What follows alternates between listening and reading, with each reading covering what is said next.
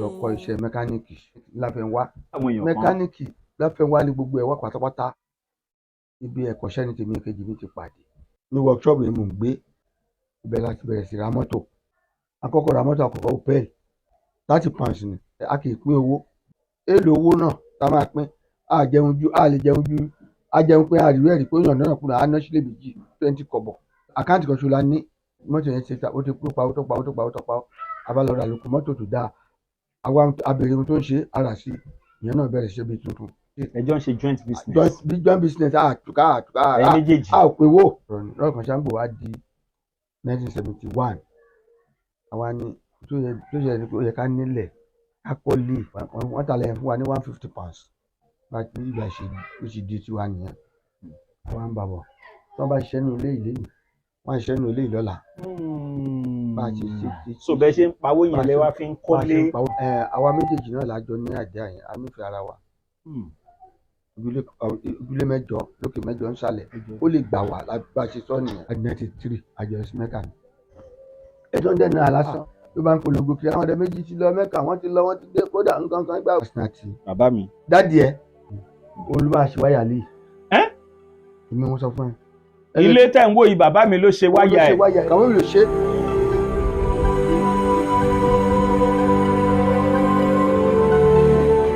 ẹ tún káàbọ̀ sí orí ètò wa lónìí. mo ṣàkíyèsí kinní kan ohun tí mo ṣàkíyèsí yẹn ni mo á ní pé mi ò mọ̀ bóyá ẹ̀yin náà ní ládùúgbò yín káwọn ọ̀rẹ́ méjì wọ́n jọ kọ́lé sẹ́gbẹ̀ẹ́ ara wọn kó jẹ́ iye yàrá kan náà lọ́jọ́ kọ́ ọ̀dà kan náà lọ́jọ́ kúnú ilé wọ́n dẹ̀ wà lẹ́gbẹ̀ẹ́ ara wọn. ok ẹ jẹ́ ká tún wá bá àwọn àgbàlagbà tá a rí irú ẹ̀ bàbá wa tí a fẹ́ bá sọ̀rọ̀ yìí wọ́n ti lé ní 80 years gbogbo January 1st lọ́jọ́ bí wọn. orúkọ tèmi ni Alhaji Sabiu Alani Bọ́lájí. Mo ṣe ọmọ kékeré ní abúlé wa níbi tí wọ́n bí mi sí Ewékòró local government. So nígbà tí mo pé ọmọ 6 years 1950 dáàdì mi kú a wá lọ sí ọ̀dọ̀ family mọ́mì mi ní Sanusi railway station. Wọ́n ń pa abúlé náà ní Amosu. Ibẹ̀ ni mo wà títí láti 1951 di 1953. Ọdún 1953 wọ́n mú mi kúrò ńbẹ̀ wọ́n mú mi sí ọ̀dọ̀ àbúrò mọ́mì mi kan ní Òkè-Èrò lábẹ́òkúta ń bí. Ibẹ̀ ni mo ti lọ sí school. Mo láǹfààní láti lọ sí school free education láti 1955 mo tó bẹ̀rẹ̀ school. Mo dẹ̀ jáde 1960. Lẹ́yìn tí mo jáde mo wá padà sí father side mi ní Àgọ́kà lọ kọ́ iṣẹ́ mẹkáníìkì láfẹnwá. ẹ kọ́ṣẹ́ mẹkáníìkì ńláfẹnwá níbo ní láfẹnwá ṣáyé ibi tán ti ń kọ́ṣẹ́ mẹkáníìkì wà ńláfẹnwá. Mẹkáníìkì láfẹnwá ní gbogbo ẹ̀ wá pátápátá. lábẹ́òkúta yìí. wọ́n tó lọ dé swimming pool ní sawmill mẹkáníìkì lónìí àtúnyàsọ náà abúlé ọ̀tún àwọn mẹkáníìkì rẹpẹtẹ. bàbá mi ṣé ohun tẹ́yìn sọ fún wa ni pé nígbà kan abúlé mẹ́kò láfẹnwá ló wà. kò sí oúnjẹ abúlé mẹ́kò rárá. kò tẹ àti ẹ̀rù pa lè lo abúlé mẹ́kò rárá. láfẹnwá ní gbogbo mẹkáníìkì pọ̀ rẹpẹtẹ. lábẹ́òkúta yìí. bẹ́ẹ̀ni èmi gbọ́ yẹn fúngbà àkọ́kọ́. gbogbo bí wọ́n fi kọ́ police station nísìnyí yẹn àti gbogbo ọ̀nà tó ń lọ láfẹnwá yẹn ìkìdá mẹkáníìkì ní gbogbo ẹ̀ lọ́tún lósì gáràjì lè wà ń bẹ̀. gáràjì tán kó lọ sí tọ́sí yẹn láfẹnwá ló wà tẹ́lẹ̀tẹ́lẹ̀. so mo ṣàkọsẹ́ yẹn ní ọdún from 1961 to 66 mo ṣe freedom.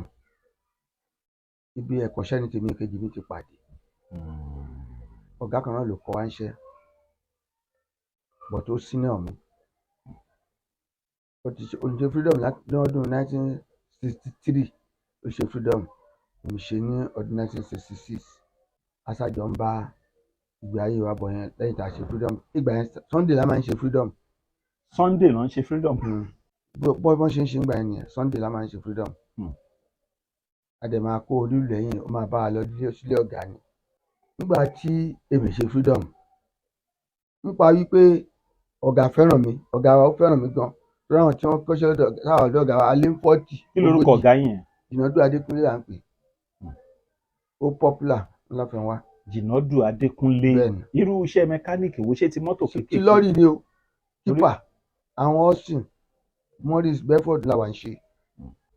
nípa pé ọ̀gá wa fẹ́ràn mi gan tí mo mẹ́nu lé ló mú tèmi kejì mi ní àjọṣe torí pé nígbà tí mo ṣe freedom àjọ wọn máa ṣiṣẹ́ láfihàn lè mi gbé ní workshop yẹn mò ń gbé ọ̀gá wa ní kí n mójútó torí pé àwọn mọ́tò máa lọ sí ìdí ẹ̀mí tí wọ́n bá dé ní òru wọ́n máa ra ọ́ìlì wọ́n máa ra nǹkan kan wọ́n máa rẹ́ǹtì jákì wọ́n máa gba ṣéènì ọ̀gá ní kí n máa sún ṣọ́ọ̀bù bọ́ tí pàkí mò ń ṣọ́ọ̀bù yẹn mo ní owó lọ́wọ́ látọmọ ẹ̀kọ́ṣẹ́ mo ní owó lọ́wọ́ wọ́n á fẹ́ wọ́n á gbogbo wọn láìkì mi wọ́n máa tó bẹ̀mí ni pé jọ torí ọlọ́run là ń jẹ́ kí n sún ṣọ́ọ̀bù ọ̀gá ọ̀dẹ̀ gbọ́dọ̀ rí wọn tó dáa máa ṣẹ́ lóru. so bẹ́ẹ̀ ṣe ń sún ṣọ́ọ̀bù yẹn owó ń wọlé. so wọ́n kàn láìkì mi nígbà tí mo wá ṣe freedom ní bá ní kí n jẹ́ kájọ máa ṣiṣẹ́ ìyẹn kejì mi bàbá bẹ̀rẹ̀ bàbá àfijọ́ da sépò àfijọ́ ń ṣe àwọn táwa jọ ń ṣe àwa márùn-ún àjọ ń ṣe bàtà wa jọ ń ṣe láwa márùn-ún ó wá misunderstanding fẹ́ wà láàrin wa bàbá ní òṣùn tá a máa ṣe àfi ká yaṣẹ́ bàtà wa yaṣẹ́ a lọ sí ibi tí wọ́n fi kọ́ Lavender microfinance bank yẹn sìn ibẹ̀ la lọ. ní Láfẹnwá. bẹ́ẹ̀ ni 69 la kó lọ síbẹ̀ bẹ́ẹ̀ la ń ṣiṣẹ́ aláìjà àrítọ́ ló níbẹ̀ ó fi rẹ́ǹtì fún wa ní £1 lóṣù ibẹ̀ la ti bẹ̀rẹ̀ sí ra mọ́tò àkọ́kọ́ ra mọ́tò àkọ́kọ́ Opel. ṣé ẹ rántí iye tẹ́ rà? mo rántí £30 ni àwa ń fi inú Ayétòrò sí Abẹ́òkúta ó ń dìlíbà sílé mẹ́wàá lójúmọ́ ìgbòyà ara mọ́tò kan lọ́jà Ayétòrò tipa ara ní £340 ó dẹ̀ ń dìlíbà wọ́n márùn lójúmọ́ títí bẹ́ẹ̀ a kì í pín owó nígbà tó di 1969 tí 1969 yẹn ń parí lọ àtúwò jọ àkáǹtì kan ṣo la ní àkáǹtì kan ṣo tá a ní yẹn a wá lọ gba owó ní Wema Bank a ní kí wọ́n fún wa ní 1005 a fẹ́ ra mọ́tò tuntun dé nígbà tí mọ́tò yẹn dé wọ́n bá ní mọ́tò ti dé o a máa san £66 sí o ó wà kúbi àti máa rí £66 bá ń lọ ilé àwọn kọ́sítọ́mà tó yá wa àwọn tó ń ṣiṣẹ́ ọ̀dọ̀ wa ara lè ra jù wọ́n sá yàwó lówó yẹn àgbà mọ́tò tuntun a bẹ̀rẹ̀ sí lò lórí àwa lo ẹ̀kọ́ sí mẹkáníìkì àbá mọ́tò yẹn ṣe ó ti kú pa ó tó pa a bá lọ ra lóko mọ́tò tó dáa àwa abèrè ohun tó ń ṣe ara sí ìyẹn náà bẹ̀rẹ̀ ṣe bí tuntun àtúnwá mi àlòkù àtúnrà àtúntún ṣe. ẹjọ́ ń ṣe joint business.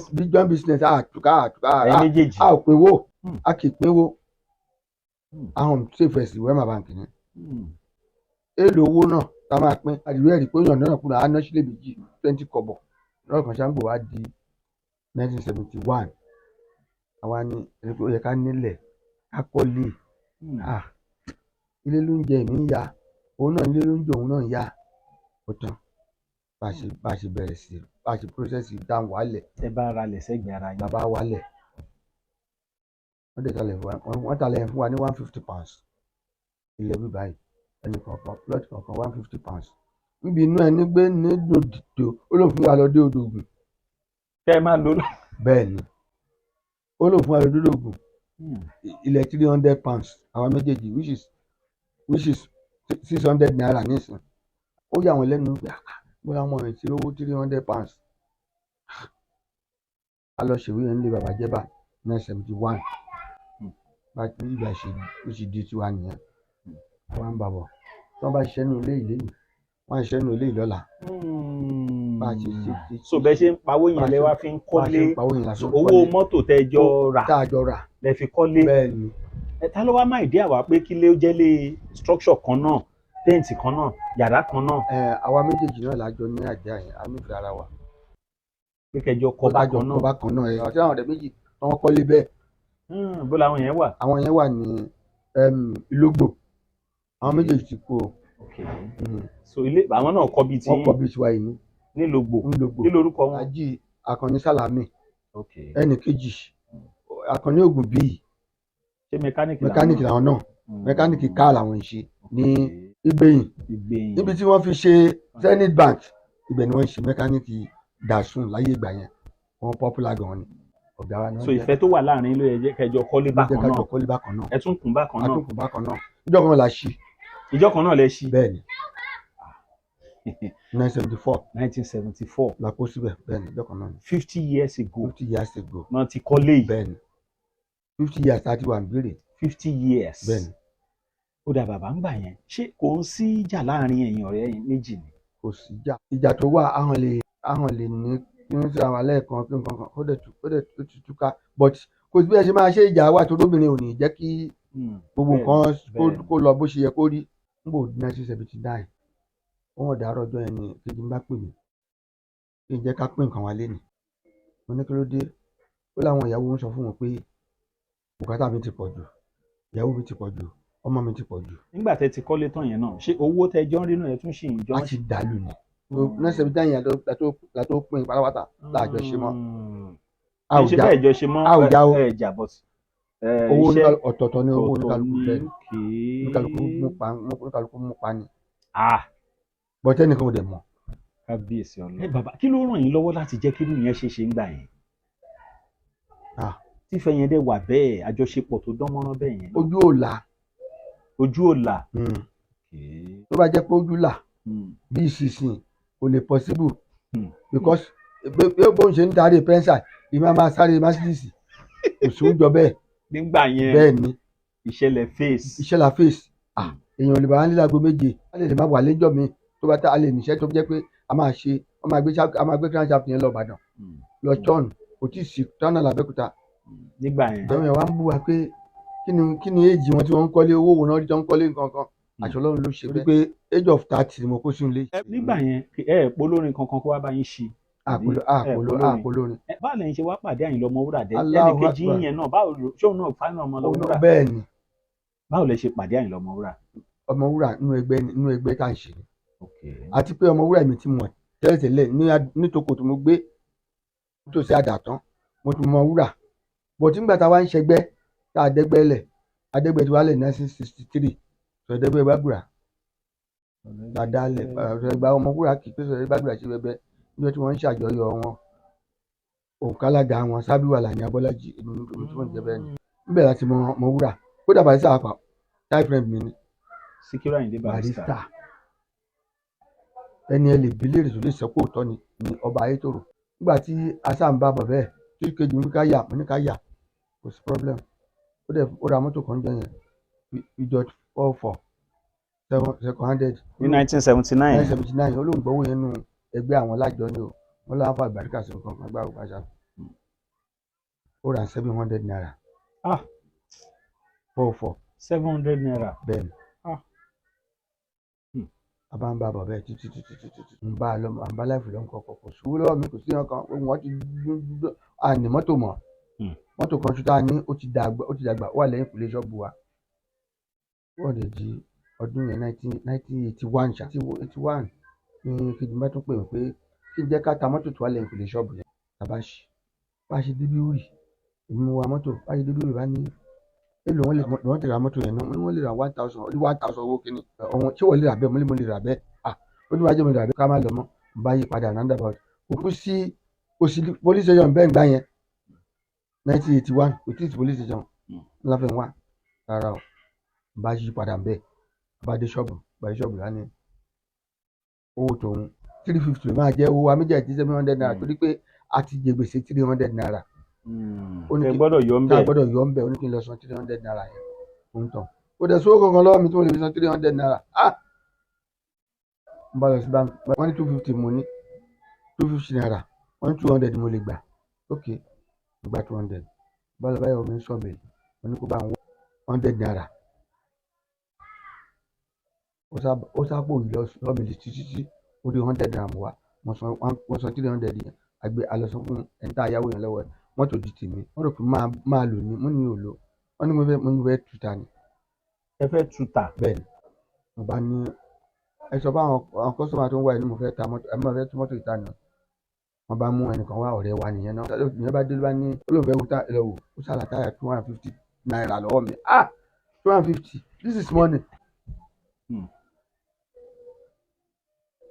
àwọn ọmọ ní ọ̀gá wa wọ́n ra ríìmù àwọn Ìbàdàn máa ń wá ra ríìmù ní òkè ẹ lọ pé wọ́n wà wọ́n ní ríìmù márùn dá èlò ẹ̀rà wọ́n ní 100 naira márùn jẹ́ 500 ẹ lọ kó wa ó sàn lọ bíjọ́ kẹrin ṣá ọ̀rẹ́ mi Akíṣọlá yẹn lẹ́kọ̀ọ́ ló bá dé ọ̀dà dídí ẹ̀fíṣà ló bá ní mọ́tò àwọn ó ń pọ́n ìkòkò dì nígbà gbogbo ìkòkò di 7 tons ti kẹ́ra sí ó ló máa kọ́ọ̀sì àwọn tó lè mú lákọ́ọ̀sì ní 1,000 naira wọ́n 1,000 yẹn wọ́n fi owó ti pọ̀ lọ́wọ́ mi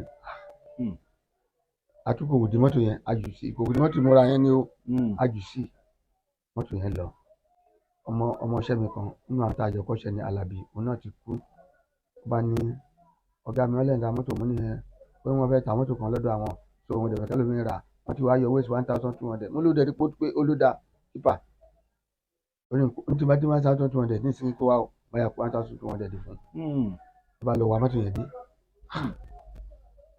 wọ́n tẹ̀lé dé ṣọ́ọ̀bù mi ní àwọn tí wọ́n fẹ́ rajà lára mọ́tò yẹn pé ọ̀gá mi ti ra wọ́n fẹ́ tuta ni wọ́n tẹ̀lé ṣọ́ọ̀bù wọ́n ra táyà wájú méjì wọ́n ra nǹkan kan 1,200 yẹn mo ti bẹ́ẹ̀ pa kó tó di pé mo tẹ̀ ṣìírí sókè rárá mo ti bẹ̀rẹ̀ sí mọ́tò tà nìyẹn àti gbọ̀pá máa lábílẹ̀ mẹ́kọ̀ rárá o ibi tí wọ́n fi ṣọjà lábílẹ̀ olómo ibẹ̀ ni o ibẹ̀ Olómọdé tá ti ń rajà yẹn tá a ti ń rajà tí wọ́n tó tọ́jà dẹ́pẹ́tẹ́nsìn ibẹ̀ ni workshop wa.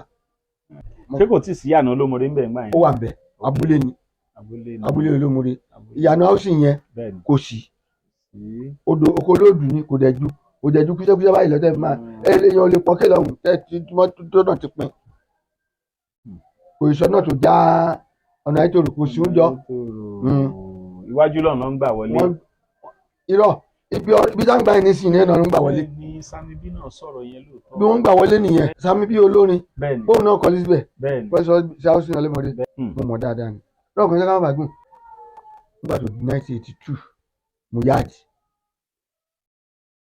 mo bí Adékúnlé olóòfẹ́ lọ sí Mẹ́kà ó ní kájọ lọ àlejò lọ ìkejì mi àti ìkejì wa ni òun ò lè lọ àdó òun ò yá o musa fi 1982 yẹn lẹ àti 1983 àjọ sí Mẹ́kà ni. ṣé ẹ náà ti yí owó Mẹ́kà ń gbà yẹn. 800 naira ni. 800 naira lásán ni wọ́n bá a máa lọ Mẹ́kà a máa lọ bá kásùbọ̀ sí ìfowó ní kó lọ bá ìkejì mi tó bá fẹ́ lọ ìbí náà lọ tí ó bá lọ ìbí náà ò lọ o ìjọ padà òun ti yá wọn á lọ ó dẹ̀ fún ṣẹ́ẹ̀kì 200 naira ó dẹ̀ wà bẹ́ẹ̀ mi náà ó dẹ̀ fún ṣẹ́ẹ̀kì 200 naira ló bá ń polongo kiri àwọn ọ̀dẹ méjì ti lọ Mẹ́kà wọ́n ti lọ wọ́n ti dé kódà nǹkan kan gbà lórí 200 naira la fi lọ Mẹ́kà 200 àbí 800. ńlá dìpọ́sìtì lẹ́lẹ̀ ok kọ́kọ́ dìpọ́sìtì 200 wọ́n fi gbà pé ó lọ Mẹ́kà wà lọ Mẹ́kà ó gba fọ́ọ̀mù wà fún wa ẹ̀mẹ́ta lásán àṣà lọ Mẹ́kà lọ́ndẹ̀ ṣe Adéláyọ̀ 1983 náà ládé ọkọ̀ rábọ̀ bá gbọ́njà láṣẹ wà gbọ́ ariwo abúlé mẹ́kò 1984 díyà ní gọ́fìnà bí ńgbà tí Buhari àti dé àgbọ̀n gbàjọba ní December 83 ni wọ́n gbàjọba ìbẹ̀rẹ̀ díyà ní gọ́fìnà bí díyà ló wá sọ pé mẹkáníìkì ń dọ̀tí ilẹ̀ dọ̀tí kìnnì kankan ọ̀ máa kó wọn kóńgòrò olùkó àkóńgòrò ní 1984. so díyà ló kó mẹkáníìkì kúrò ní gbòòrò. wo ni abúlé mẹ́kọ̀ àkọ́kọ́. abúlé mẹ́kọ̀ àkọ́kọ́ ọ̀dọ̀ Kọ́bápẹ́ ni. Kọ́bápẹ́ làkọ́kọ́. Kọ́bápẹ́ ló kọ́kọ́ commission ló ṣí ó dáa pé ó rí àgbẹ̀ sí allocate ilẹ̀ fún wa ní gbogbo ọ̀nà márùn-ún. abúlé mẹ́kọ̀ ní Èkó yẹn kọ́. ọ̀nà Èkó ló ṣí sí kejì dẹ̀ náà ṣí ọ̀nà Ìbàdàn wọ́n ṣí ọ̀nà Ajébọ̀ wọ́n ṣe wà ṣe ọ̀nà Àìtòrò last ṣùgbọ́n iná dá environmental sanitation sílẹ̀ 1984 adẹ̀ allocate ilẹ̀ 120 naira lọ́sàn 120 naira wọ́n á fún ẹ ńlẹ̀ wọ́n yẹ kó asábìlì mẹ́kò nìyẹn. Aula bitter tea ẹkùn akíkanjú tí ń wọ̀yá ìjà pẹ̀lú àwọn àìsàn bíi kíndìnrín èyí tó ní stone nínú kidney stone yóò gbé tirẹ̀ tẹ́ẹ̀sì yámọ́ ìgbẹ́ dànù òun kan náà sì tún ní o ló ń ṣiṣẹ́ fún liver àìsàn jẹ̀dọ̀jẹ̀dọ̀ a tún máa ṣiṣẹ́ fún heart èèyàn ìṣòro àìlèmí sókè sódò dáadáa tó tún ṣiṣẹ́ fún ìfúnpá gíga high blood pressure bákan náà gbogbo ẹ̀yin tẹ́ bá ní ìṣòro ìsétọ̀ tá a mọ̀ sí prostate cancer gbogbo àwọn àìsàn tá a là kalẹ̀ yìí pátápátá ni yóò wo gbogbo ẹ̀sán gbogbo ẹ̀yin tẹ́ wà ní Manchester láti rí egbògi Aula bitter tea rà ẹ kàn sí wọn ní nọ́mbà 45 Middleton Garden Manchester M24 1AB tàbí kẹ́ ẹ pè sórí àwọn nọ́mbà tó wà lójú ìwòran yìí àti Nigerians nọ́mbà yìí pẹ̀lú egbògi Aula bitter tea ewé àtegbò pọ́nbélé wọ́n fi ṣe àgbékalẹ̀ rẹ̀ pẹ̀lúra lónìí kò jẹ́rìí sí ìmọ̀ ìjìnlẹ̀ tiwantiwa. ẹ bá wà ní ìgbésí ayé pẹ̀lẹ́yìn àtàwọn ọmọ ẹlẹ́ẹ̀kan mọ́ra lókè. àti mọ́ra lókè èrò tẹ́lẹ̀ nítòkò tẹ́lẹ̀ ẹgbẹ́ ló wá sọ wá di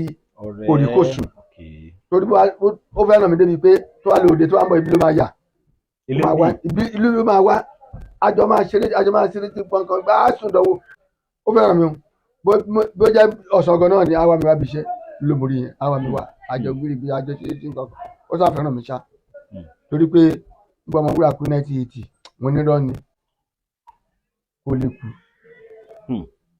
because olóńdó tí mo tata fún yẹn ó wá bẹ̀ mí sí pé kí n bá wọn bá sọ̀rọ̀ torí níjọ́ tí bàbá sọ̀rọ̀ ìjọ yẹn ló kú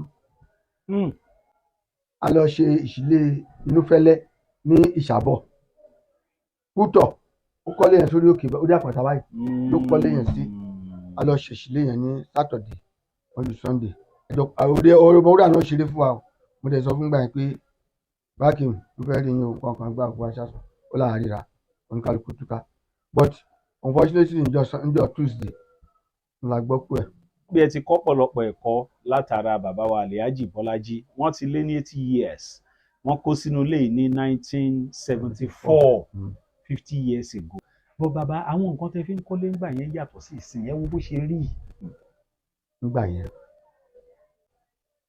a dẹ̀ máa fi yọ blọ́ọ̀kù sìmẹ́ǹtì kan máa fi yọ blọ́ọ̀kù 30 but títí a fi kọ́lé ìtàn ara sìmẹ́ǹtì ju 5 naira wọ́n mi jábọ̀ àgbàlagbà ṣe ń pòwe pé igbá ìṣí àwọ̀ èṣì ńlọrọ̀ onílé o. igbá ìṣí àwọ̀ èṣì lọrọ̀ onílé síìtì nígbà tí máa ṣe 1980 mo ṣe ní 500 naira. gbogbo síìtì pátápátá àti pẹ́ẹ́fìtì pátá. 1980 òun lẹ́dẹ̀ ṣe ń lòdì sí. ó ní mo hàn ránṣọ sí ni but mo ti ránṣọ sí lẹ́ẹ̀mẹ́ta.